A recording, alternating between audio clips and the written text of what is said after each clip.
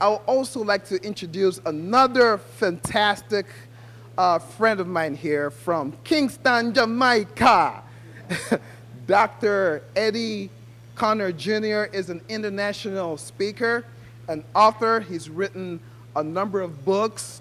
You've seen him on Fox 2, on BET, CBS, on many media outlets. He's all over the place, motivating, inspiring people. He survived all kinds of challenges. In his childhood, he survived cancer.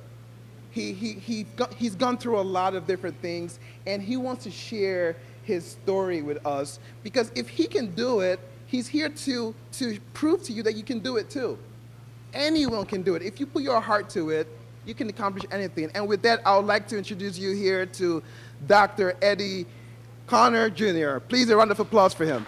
Of course, it's an honor to be here, to Mr. Ime, to Mr. Saleko, of course, all those who are part of the Agents of Hope delegation and organization. It's an honor to be here.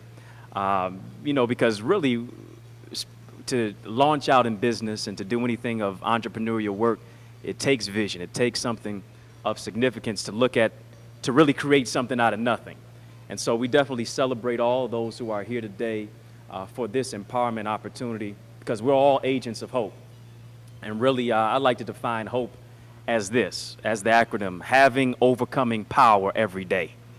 Having overcoming power every day is what gives us the hope, and really what gives us the inspiration. Really, I'm a son of the city, of course, by way of Kingston, Jamaica.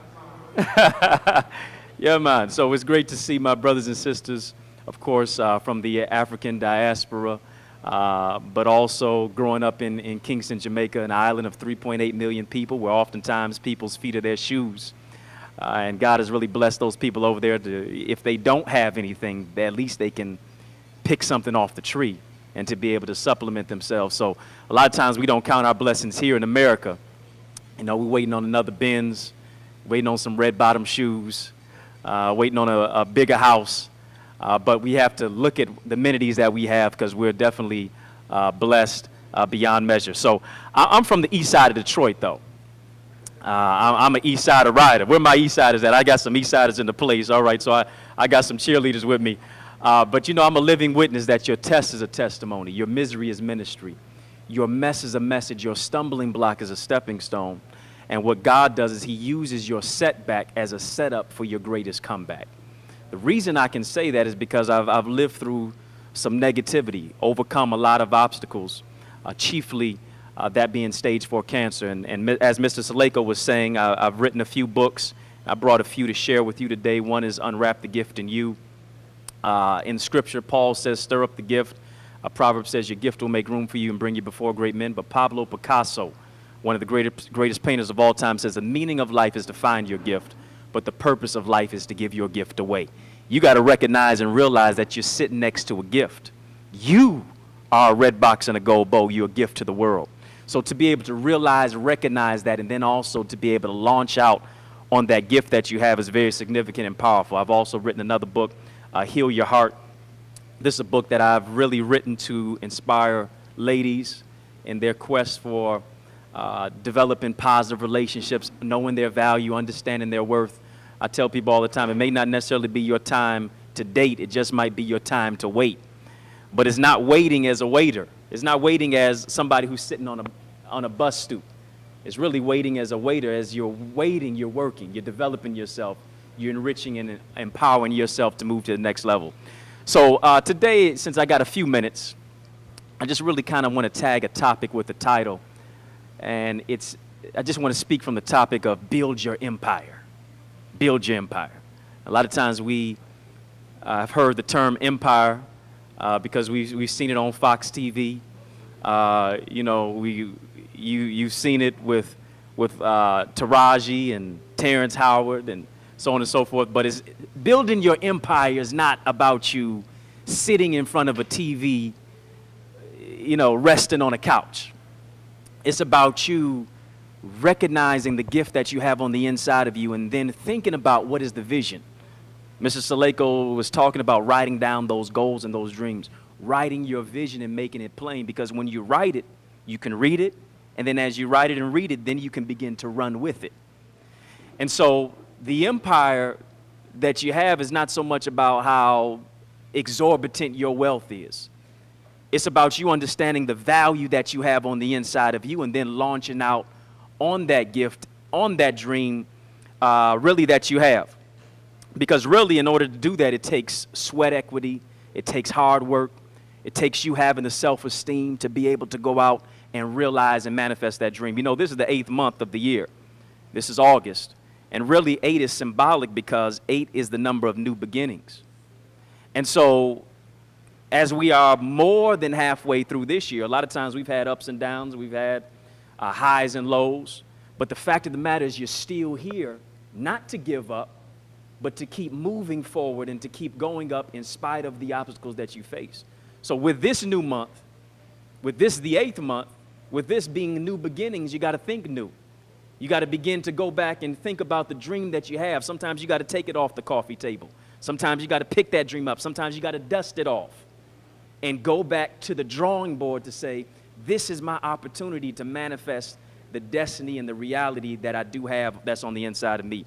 One of the greatest, I've been influenced by a number of different people. You talk about Martin Luther King, you talk about Medgar Evers, you talk about Malcolm X, you can talk about Marcus Garvey, you can talk about Nelson Mandela, of course, from the continent of Africa. You know, he, of course, was the first black president to ever be elected to South Africa. One thing that really inspired me about Nelson Mandela is this, he said. He says, it always looks impossible until it's done. The reason he can say that is because at the age of 75, get this, he didn't become president of South Africa until the age of 75. Going through Robben Island, of course, being incarcerated, I believe, up to 27 years. But he didn't allow Robben Island to rob him of his destiny, of his dream, of the reality for the people that were living in many sometimes destitute places under a place of segregation, under a place of negativity. But if he can manifest his destiny at 75, what's stopping us? It's not too late to be great, but it's also not too early to get started. And somebody in here has to be an English major because they can understand that if I look at the word impossible and put an apostrophe between the I and the M, in impossible, guess what? It now moves to I'm possible. Who told you what you can't do? Who told you what you can't become or even overcome? I'm looking at African-American people in here, people who are of African descent, looking at people who are Africans in here. The last 4 letters in African or the last 4 letters in American spells what? Not just can, but yes, sir, I can. That mindset, that mentality that we have to say, I can, because we have to be able to turn and birth that dream into a reality and to be able to build the gift and the dream and the empire on the inside of us. Why do I say that? Because they say by 2018 rather, by 2018, America will get this, birth 100,000 new millionaires. By 2018, America's going to birth 100,000 new millionaires. 56% of them won't have a college degree. And then 35% of them will work from home. Why is that significant? It means actually nothing if we as a people, especially those who are African American, those who are of African descent, don't begin to invest in themselves. And then also don't begin to invest in the reality that they do have. And oftentimes we are the biggest consumers, but also the worst investors. Jewish people are only 1% of the U.S. population, but they own, get this, 70% of the wealth. Black folks are 13% of the U.S. population, but oftentimes we're the biggest consumers and the worst investors. The average dollar in the Jewish community circulates 17 times before it leaves that community. The average dollar in the Caucasian community circulates 9 times before it leaves its community. Black folks, by the time we cash the check, is already spent on Filipino hair, it's spent on Mediterranean chicken, and it's spent on everything else. Your Benz, your red bottom heels, your Air Jordan, your Nike, you got to be G'd up from the feet up, right? You got to have your hair whipped, dipped, fried, dyed, laid to the side. I see some of y'all in here. But we have to begin to understand the reality of the investment that we make is not in what we buy. Because your value is not contained in what you have, but your value is contained in who you are. And when you know whose you are, when you understand that you're a child of God, you can begin to know and understand who you are and understand that there's a treasure that's on the inside of you. There's a gift, there's a purpose, there's a destiny. There's an African proverb that suggests this. Get this. The two most important dates in your life are, number one, the day that you were born. I know we get happy about that. We celebrate our birthday like it was a national holiday. Today is actually Jamaican Independence Day.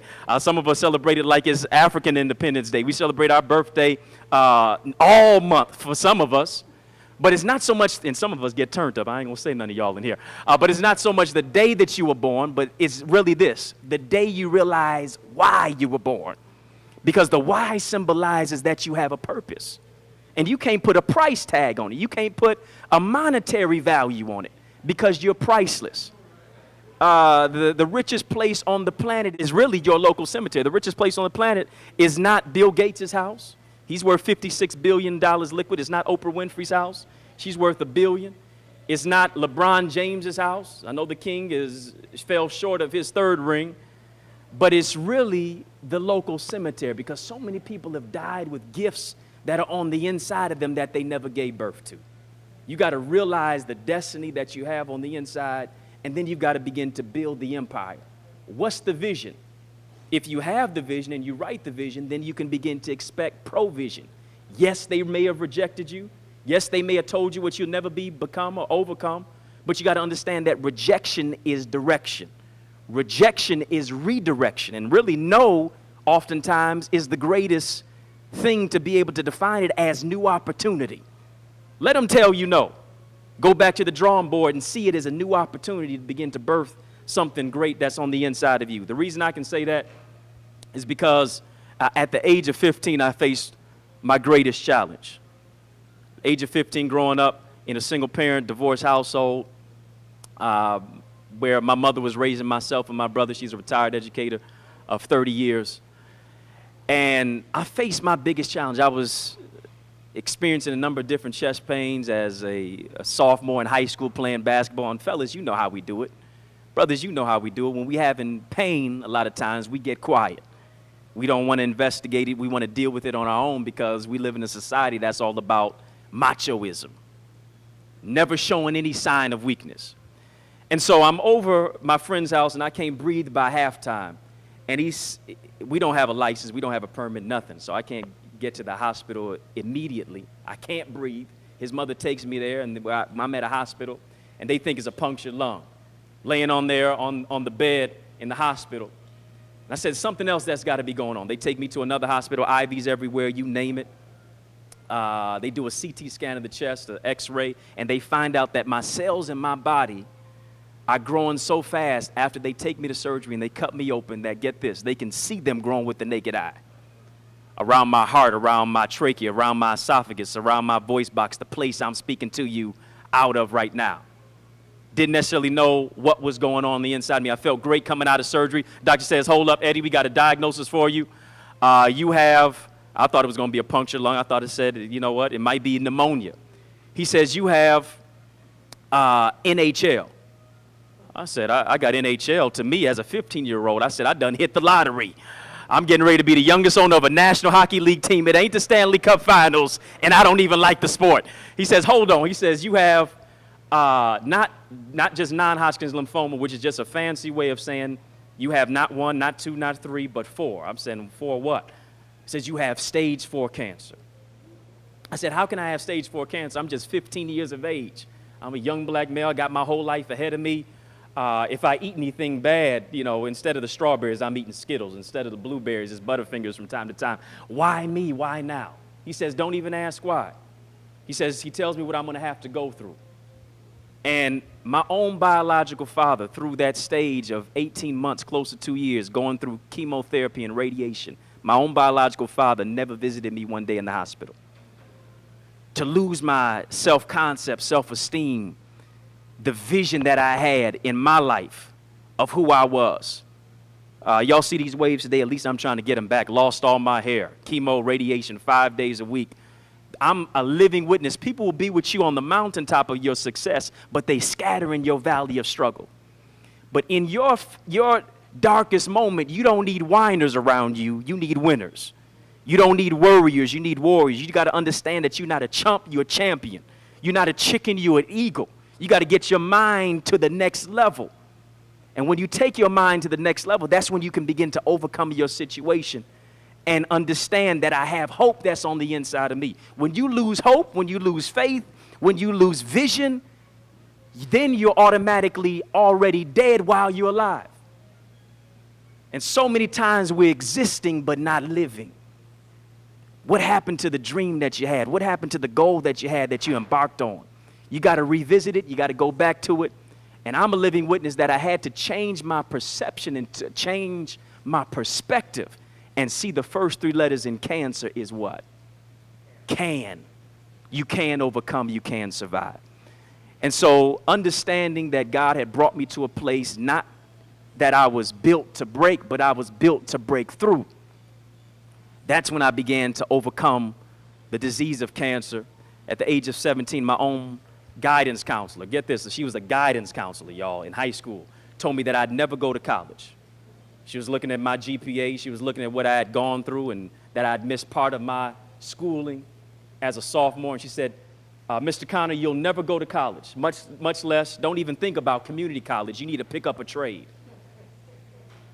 She told me I'd never go to college, but today I serve as a professor at a college. But the fact of the matter is, I don't say it just to boast about it, but I say it so that you can have that mindset to break through.